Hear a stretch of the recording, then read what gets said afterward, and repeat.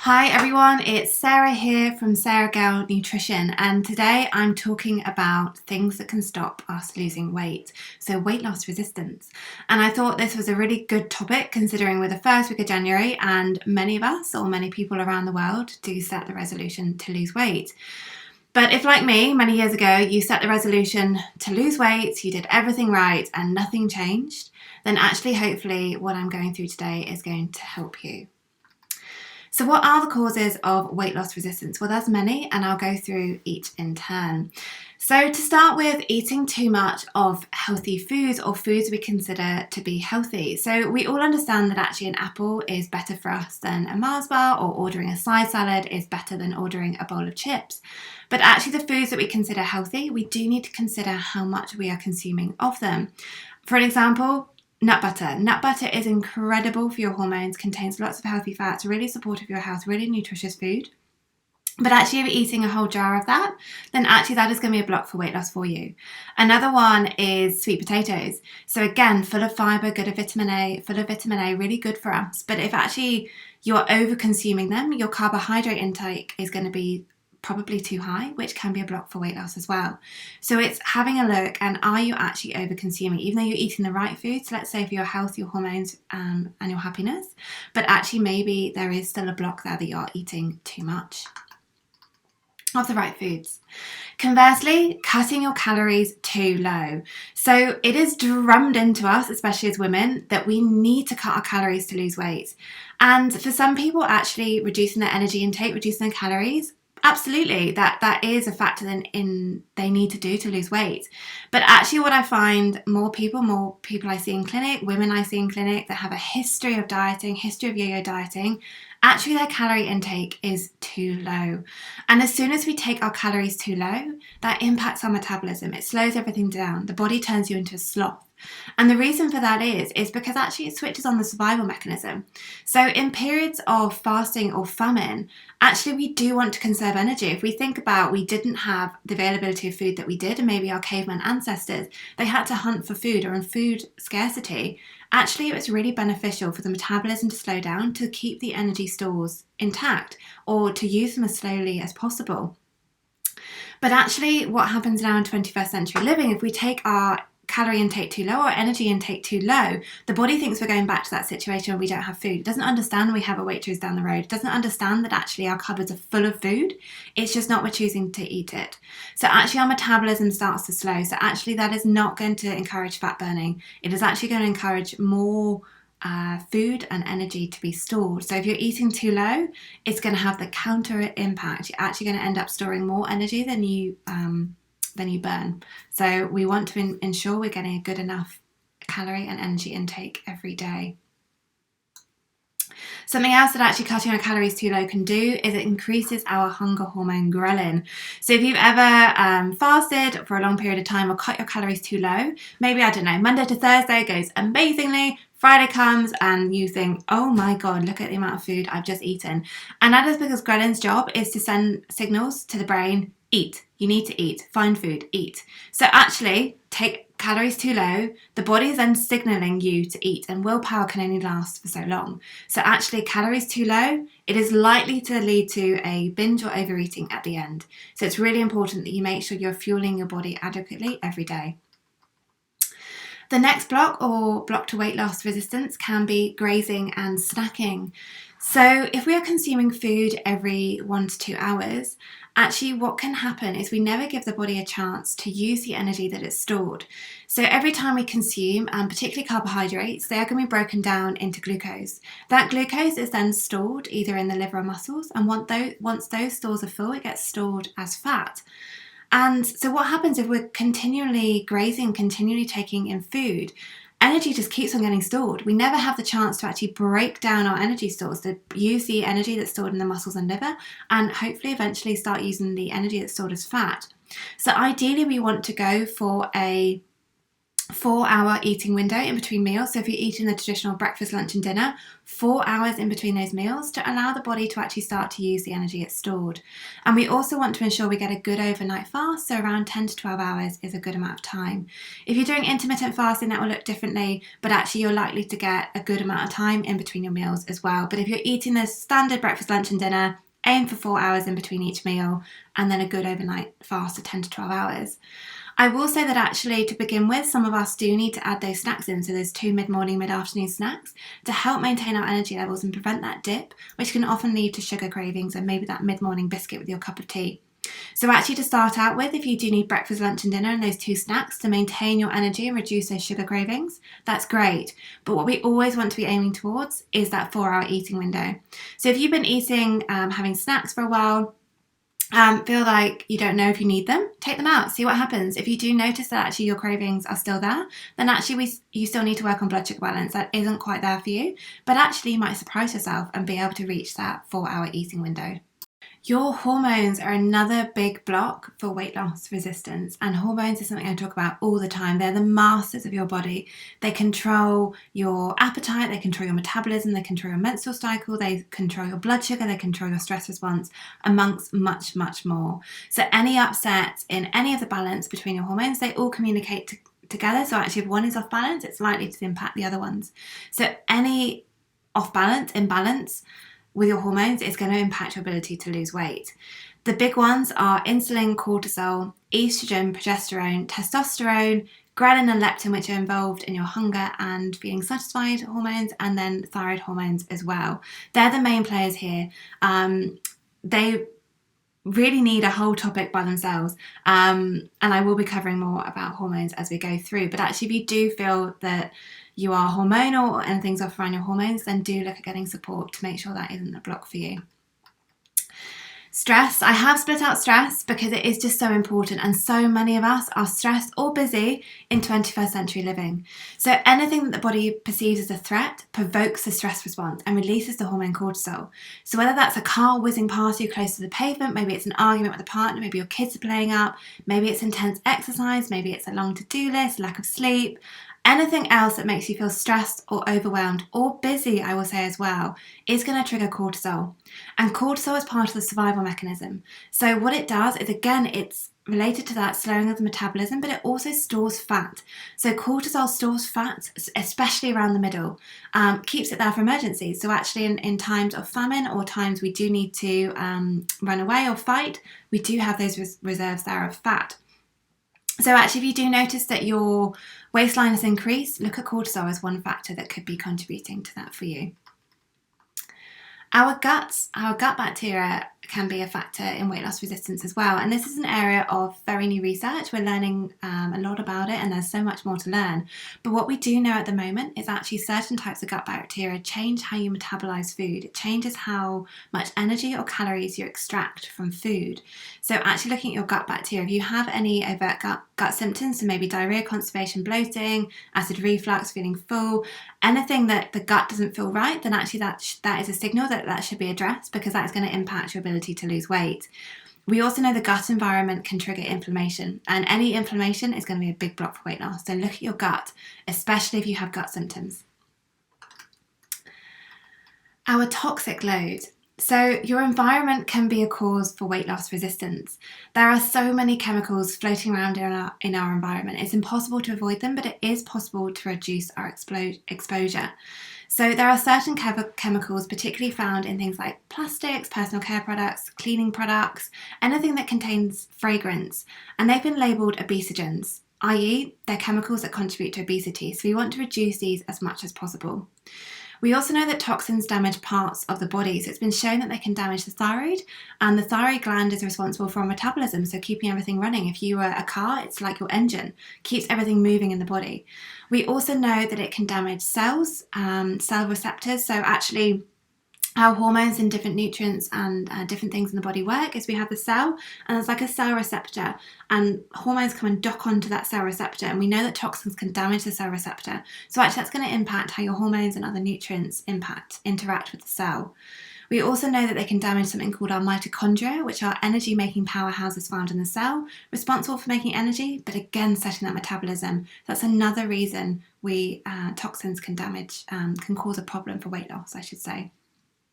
Now, toxins are everywhere. As I said, it's impossible to avoid them, but it is possible to reduce them. So consider your air quality, consider your water quality. Are you filtering your water? Considering your plastic exposure. Are you heating with plastics? If you're heating with plastics, stop that right now. If you've ever heated a tomato sauce in the microwave in a plastic tub and it comes out and you can't get rid of that orange or red tone to it, it's because actually the fats in the tomato sauce has merged with the plastics. So the tomato sauce, some of it has merged into the plastic, but also the plastic has merged into your food. So you're consuming that plastic as microplastic. Look at your cleaning products, look at your personal care products. Anything with fragrance, ideally we're avoiding, but also opt for something more natural and reducing as much as possible. So actually looking at your makeup bag, and do you need to use those 20 products every day, or could you reduce that down to 10? That's reducing your toxic exposure by half just there. It's a huge topic. Start slow. Pick one area, maybe look at filtering your water first and looking at reducing your plastic exposure, etc. Take it slow because it is a big topic to tackle. Food intolerances can be another block for weight loss. So food intolerances increase the level of inflammation in the body. So when a food that's deemed as an invader enters the body, it gets tagged by the immune system as the gut, which then triggers a cascade of inflammation in the body.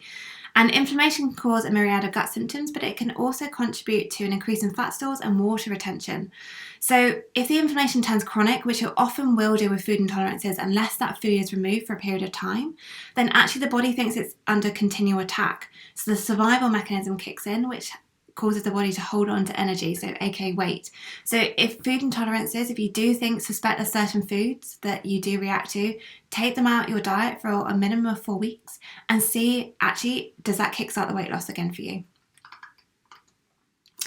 Low nutrient status can also be a factor, and we generally maybe consider low nutrient status with things like low energy. We understand that iron and vitamin B12 and folate can contribute to low energy, but actually a lack of nutrients can contribute to a difficulty losing weight as well. And it's because every process in the body, whether that's metabolism, whether it's the thyroid, whether it's your blood sugar, whether it's the stress response, they need vitamins and minerals to work. And without those vitamins and minerals, they're either going to not work properly, they're going to slow down, or in case of severe deficiency, they'll stop altogether. So actually that's hugely going to impact metabolism, energy production, hormones. And without those, we're not going to run. The body's not going to run optimally, and it's not going to contribute to, you're not going to be able to lose weight. Next thing I want to talk about is sleep, or a lack of sleep, and this is a biggie. Some of my clients, we change nothing, we just get them sleeping, and that is just a kickstart for the weight coming off. Sleep is the time for the body's rest and repair. So view it like, you know those little robot vacuum cleaners that go around the floor, programmed, and they sort of clean the floor and suck up everything. See sleep as like that for your body. So it's like a robot going around your immune system, going around and cleaning up and checking the cells. So it kind of clears away the debris, sucks it up, gets rid of it, but it also checks the cells to check that actually everything is in working order. And if we don't have that, if we didn't have the robot vacuum cleaner, our house would be a mess, and we can liken that mess to inflammation in the body. If we don't have enough sleep, then actually that inflammation is going to increase in the body. We also know that a lack of sleep increases cortisol, which we've met before, which is our stress hormone, but it also increases our hunger hormone, which again we've met, ghrelin. And studies have shown that lack of sleep, so 6 hours or less, increases the hormone ghrelin in participants, but also the participants that had 6 hours or less had a sharp increase in sugar and carbohydrate cravings when compared with the other participants that got more than 6 hours sleep. And I know I feel that in myself, that actually if I don't get a good night's sleep, then I do notice increased cravings, and actually especially for quick release energy, so carbohydrates and sugar. And I know that actually if, again, somebody that used to suffer with insomnia saying you need to sleep more, it can be incredibly frustrating. There are absolutely things that can be done, but it just might need a little bit more support. For those who are listening that sit on the sofa watching Netflix until midnight, then please go to bed earlier, because it is that simple for you. And actually that getting more sleep is going to support that weight loss, absolutely. Under or overdoing exercise. So this is a really interesting topic. Again, we all understand that exercise is important for our health, but it can be a little bit like Goldilocks. We need to get it just right. So if we don't do enough, then actually if we sit all day or we don't move, we don't actually actively exercise or move our body, that causes the metabolism to slow down. So again, we're going to turn into that kind of sloth mode, and burning fat is going to cease. But actually, if we overdo it on the counter side, then actually that can be a negative thing as well. So especially as women, we want to get the right type of exercise in the right type of our cycle. If you're a menstruating female, then actually changing your exercise is really, really important. So if we do too much intense exercise, especially in phases of our cycle that we can't cope with that much intense exercise, then actually that's going to trigger cortisol, so our stress hormone, which is going to program the body to store fat, especially around the middle. And not enough recovery or continually exercising, intensely exercising, can be a really big factor. So again, with my clients, that often, if they are coming to me and they're like, I exercise every day, I'm walking every day, I am eating well, and the weight isn't coming off, changing their exercise can really shift that for them. And I will be covering later about how to use your menstrual cycle, but actually maybe ask yourself, is your body saying, I'm tired, let me rest, but you're going, no, I go to the gym every day? Are you pushing yourself too hard? Because actually that intense exercise can be just as negative as not moving enough. The next thing that can contribute is our genetics. And I wanted to mention this here, but for anyone that is listening that maybe has had their genetics run and understand that they do have some genes that maybe don't support the ability to lose weight, or just think, in my family history, in my family tree, we don't have the genes to lose weight. And I don't want that to be a block for people. That yes, absolutely, your genetics are a factor. In actually, some people are predisposed maybe not to lose weight or to store more weight. But actually your genes, we can work with your genes. So your genes cannot be changed. What you're born with is what you get. They're fixed, they cannot be changed. But whether your genes are turned off or on, so expressed in the body or not, that can change with diet and lifestyle. So everything I'm going through here in the other factors, actually working on those can help support your genes as well. So even if you do have genes that maybe don't maybe negatively affect ability to lose weight, there are things that can be done. So please don't think that actually, right, that's it, can't lose weight, it's my genes. They play a factor, but it's not a big one. We can work around it, absolutely. And the last one I want to mention, and is so important, is mindset. So let me ask you, do you believe you can lose weight? Do you believe you can lose weight? Most of my clients answer me no, and I really can't blame them considering they have a long history of diets that prove them right so far, that actually they can't lose weight or definitely can't lose weight long term. However, what we think and what we feel is so important for our day-to-day actions.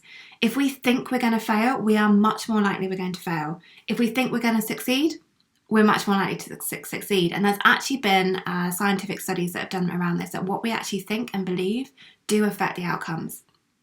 And that is because thoughts turn into emotions, which then turn into feelings, which then turn into actions. So if we start right over here and get our thoughts sorted, actually that can have a lovely positive snowball effect on creating great actions that are going to support our weight loss long term. And if you answered no to do you believe you can lose weight, visualization is a really powerful tool to work on this. And actually you can do this with whatever you want to achieve or work on in your life. It doesn't have to be weight loss, but obviously we're talking about weight loss here. So I'll give you the example around weight loss. So visualize what you want to achieve. So actually, is it, I don't know, when you were 20, there was a picture of you and you're like, I want to get back to that. I loved that weight. I felt fabulous in that weight. Maybe it's walking around on holiday in a bikini. Maybe it's wearing a certain dress. What do you want to achieve? And really visualize it. It can be helpful that actually if you do have something in mind, so a particular dress or a picture of yourself, you can use that. But if not, use your imagination. What do you want to achieve? Really flesh it out. Bring it to life. Think about how you would feel. So think about what. So what would it look like? But also think about how you would feel. What would change in your life? So actually, let's say if you did have the confidence to walk around in a bikini on holiday, how would that change you as a person? What would that change in your life? Because it isn't just going to be that ability to walk around the beach in a bikini. There will be a knock-on impact. So really visualize that. How would you be different as a person? Positive and negative to consider as well. What would change it day to day? So really visualizing what that would actually look like for you. Bring it to life. As much color, thought, sound, smell, bring it to life as if it was real. That's where picture, if you are if you like images, and that really helps you learn, and you are that visual sort of person, and actually having an image. People create mood boards. Pinterest can be great for that, or if you've got a picture of you or a particular outfit or something. But visualization can be a really great way to speed up getting to your destination, no matter what you want to achieve. So if you feel stuck on your weight loss journey, hopefully some of these resonate and there's some pointers. Use it like a checklist. Go through and think, oh, maybe I do need to work on that. That's me, that's not me. Use it as a checklist, and hopefully this will help make your weight loss journey this time more successful. Of course, if you do feel really stuck and you would like some support, please reach out and we can book in for a free call to discuss how I might help you. I also have my free guide, The 5 Real Reasons You Can't Lose Weight, where I dive into some of these topics in more detail. And you can download that from my website, which is www.sarahgalenutrition.com.